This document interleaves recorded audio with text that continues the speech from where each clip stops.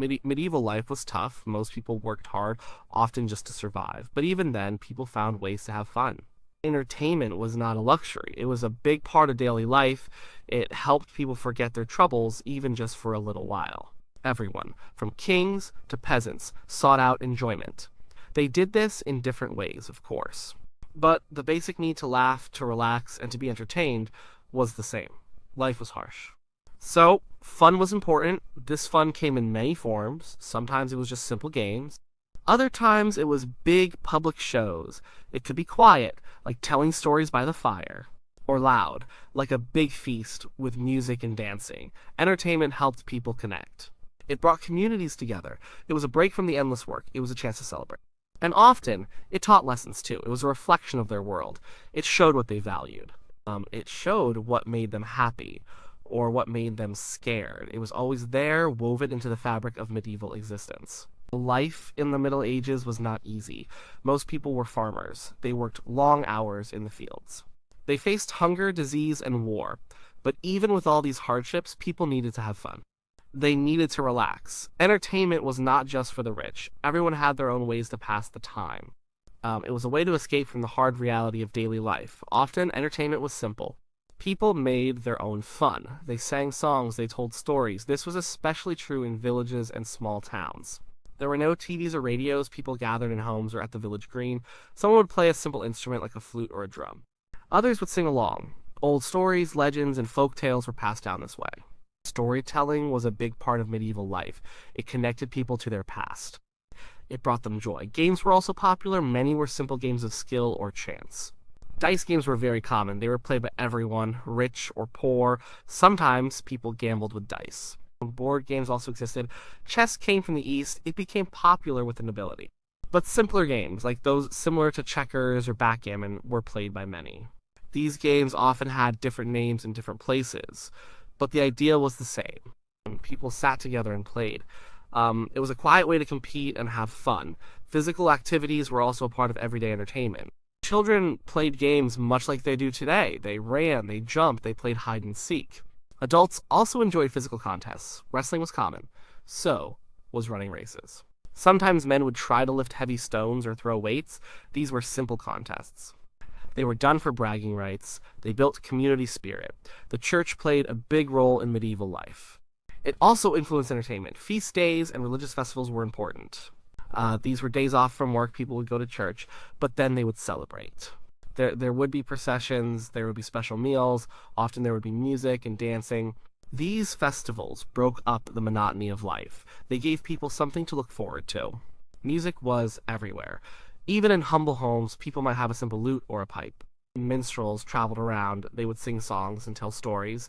They brought news and entertainment from other places. Music was a way to express feelings. It was a way to celebrate. It was a part of every gathering. Cooking and sharing food was also a form of entertainment. A good meal was a treat. People would gather around, they would talk, they would laugh. This was especially true on special occasions. Sharing food was a fundamental part of social life. It was a chance to relax and enjoy company. So, medieval entertainment started with the basics. It was about people coming together. It was about simple games. It was about shared stories and songs. It was about making joy out of very little. This simple fun was vital. It made tough lives a little easier. It was the glue that held communities together. And it showed that the human need for fun is universal. No matter the time or place, people will always find a way to laugh and play. Beyond the simple everyday fun, medieval people loved big events. Feasts, festivals, and public spectacles were major draws. These were not everyday occurrences. They were special. They brought entire communities together. And they provided much needed excitement. Feasts were a huge part of this. For the wealthy, a feast was more than just a meal. It was an event. Lords and ladies would host them. There would be lots of food and drink. But there would also be entertainment. Minstrels would play music, jesters would tell jokes. Sometimes there were acrobats or jugglers. These feasts showed off the host's wealth and generosity. They were a way for powerful people to gain respect, and they were a massive party for everyone invited. The food itself was a spectacle. Roasted meats, elaborate pies, and sweet treats, all served with great flair. Religious festivals were also big public events. Christmas, Easter, and various saints' days were holidays. People would stop work, they would attend church services, but then the celebrations would begin. These often included processions through the streets. People would dress up, they would sing hymns. Sometimes there were dramatic enactments of biblical stories. These were not quite plays yet, but they were theatrical. They mixed religious devotion with popular entertainment. The mystery plays and morality plays grew out of these religious traditions. These were proper stage performances. They were often put on by craft guilds. A guild of bakers might perform a play about the Last Supper. A guild of shipwrights might do a play about Noah's Ark. These plays were often performed in town squares. They used wagons as stages. They moved from place to place. The plays taught religious lessons. But they were also lively and entertaining. They had humor, drama, and sometimes even special effects. Everyone in town would come to watch. Tournaments were perhaps the most exciting public spectacles, especially for the nobility. A tournament was a military display. Knights would compete in jousting. Two knights on horseback would charge at each other. They would try to break lances on each other's shields. This was dangerous, but it was also thrilling. There were also melees. These were mock battles between groups of knights. They were less formal than jousting, but they were just as exciting to watch. Tournaments were a way for knights to show off their skill and bravery. They were also huge social events. Lords and ladies would gather. There would be feasts and dancing alongside the fighting. These events were like modern-day sporting events. They drew huge crowds. Archery contests were another popular public spectacle. Archery was a vital skill for warfare and hunting, but it was also a sport. Competitions were held regularly, and archers would try to hit targets at long distances. This showed off skill and precision. It was popular with all classes. Some public spectacles were less pleasant. Bear baiting and bull baiting were common. An animal, like a bear or a bull, would be chained to a stake. Dogs would then be set upon it. This was seen as entertainment at the time. It was cruel by today's standards, but it was a popular pastime for many. Public executions were also a form of grim entertainment. People would gather to watch criminals be punished. These were not fun in the traditional sense, but they drew large crowds. They showed the power of the law. And they were a public spectacle. These large events were big deals. They broke up the routine of daily life. They brought people together. They offered excitement, drama, and sometimes even fear. They reflected the values and beliefs of medieval society, and they provided unforgettable experiences for everyone who witnessed them. They were the medieval equivalent of big sporting events, theater productions, and community festivals all rolled into one. Many medieval people made entertainment their job. These were the professional performers. They brought their skills to castles, town squares, and village greens. They traveled a lot. They were often on the move. Their lives could be hard, but they were also vital. They brought news, stories, and laughter to communities far and wide.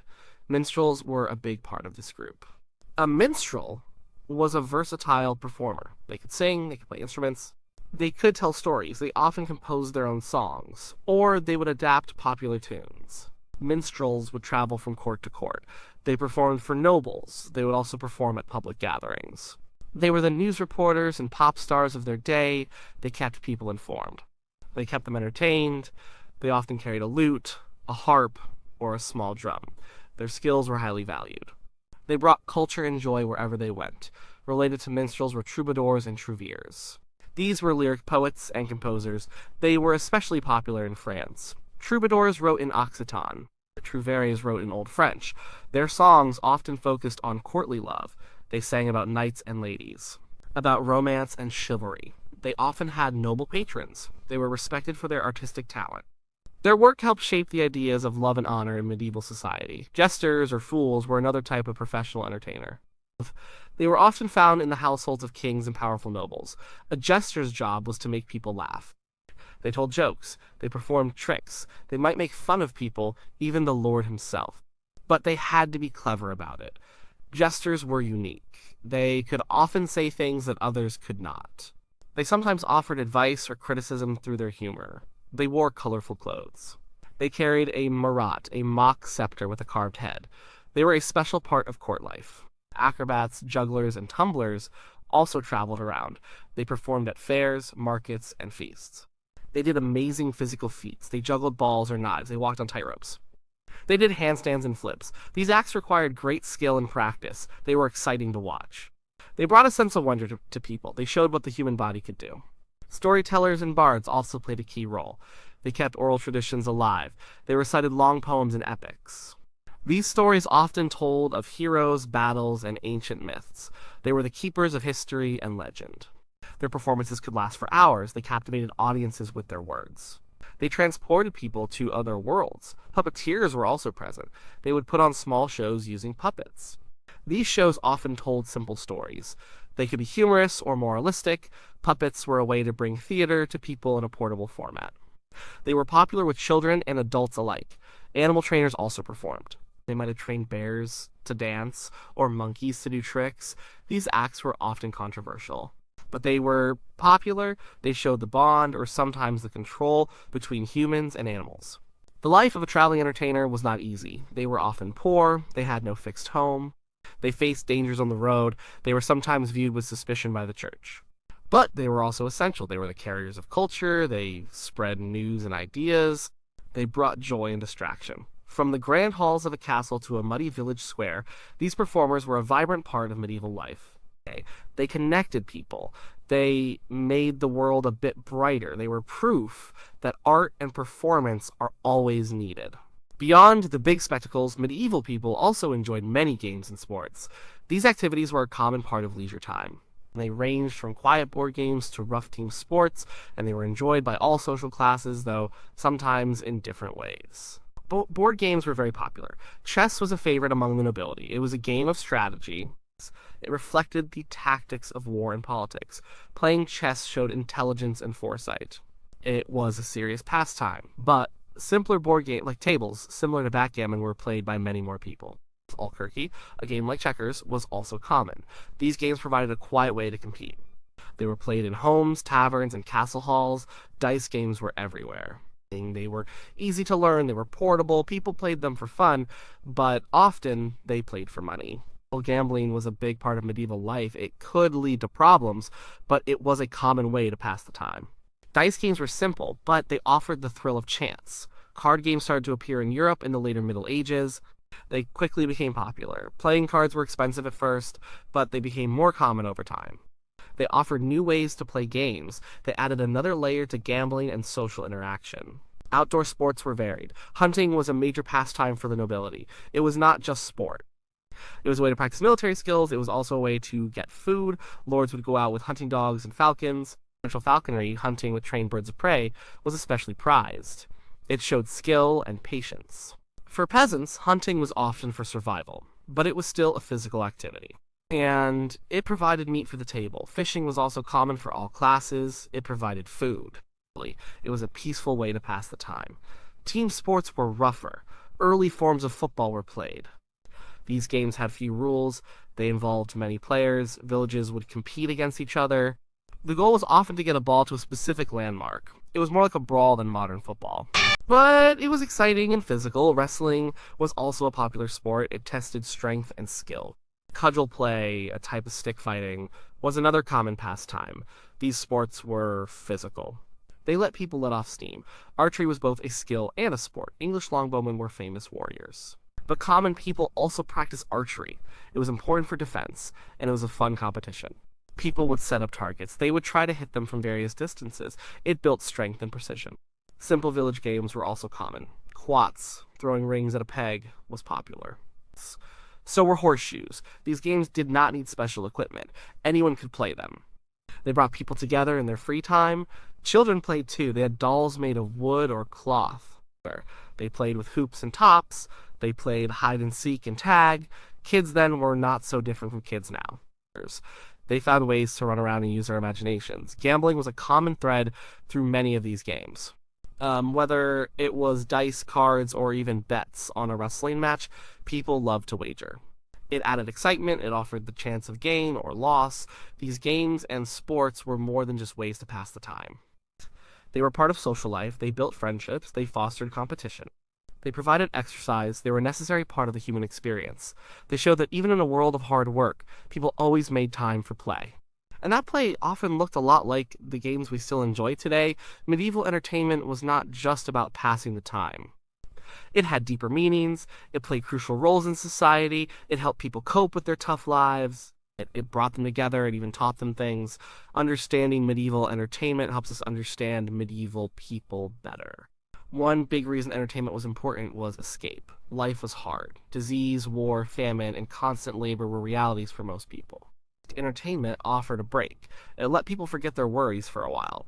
A rousing song, a funny jester, or an exciting tournament could lift spirits. It gave people hope. It made their existence a little more bearable. It was a vital stress reliever. As entertainment also built social cohesion. It brought communities together. People gathered at feasts, festivals, and market days. They shared experiences, they laughed together, they cheered together. This strengthened bonds between neighbors. It reinforced community identity. Even the shared experience of watching a play or a joust created a sense of belonging. It reminded people they were part of something larger. Communication and education were also served by entertainment. Minstrels and traveling performers carried news from town to town. They spread stories and songs. This was how people learned what was happening in the wider world. Religious plays, like mystery and morality plays, taught moral lessons. They explained biblical stories to people who could not read. They used drama to convey important messages. Entertainment was a powerful way to share information and values. Entertainment often reinforced the social order. Tournaments highlighted the virtues of knighthood. They showed the bravery and skill of nobles. This reinforced their position at the top of society. Feasts showed a lord's power and generosity. They demonstrated his ability to provide for his people. Even the seating arrangements at a feast were carefully planned to show social rank. So, entertainment was not always just innocent fun. It could also serve political and social purposes. Many forms of entertainment had religious roots. Most festivals were tied to the church calendar. Plays about biblical stories were common. Even some dances or songs had spiritual meanings. Religion was central to medieval life, so it made sense that entertainment would often be intertwined with faith. These events allowed people to express their devotion in joyful, communal ways. Looking at medieval entertainment gives us a window into medieval values. What made them laugh? What did they find exciting? What did they consider beautiful? Their stories and songs show us their hopes and fears. Their games show their competitive spirit. Their plays show their moral lessons. It reveals their customs, their beliefs, and their sense of humor. It helps us see them as real people, not just figures from history books. Medieval entertainment changed over the long period we call the Middle Ages. Early on, it was simpler, more local. As society became more complex, so did the entertainment. More professional performers emerged. New forms like card games appeared. But the underlying need for fun never changed. In the end, medieval entertainment proves a timeless truth. Humans need joy. They need distraction. They need shared experiences. Even in the hardest times, people will find ways to play, to sing, to tell stories. The forms might change, but the fundamental human need for entertainment remains constant. It was as vital in the Middle Ages as it is today. It helped people live, it helped them connect. It made their world, however harsh, a little more human.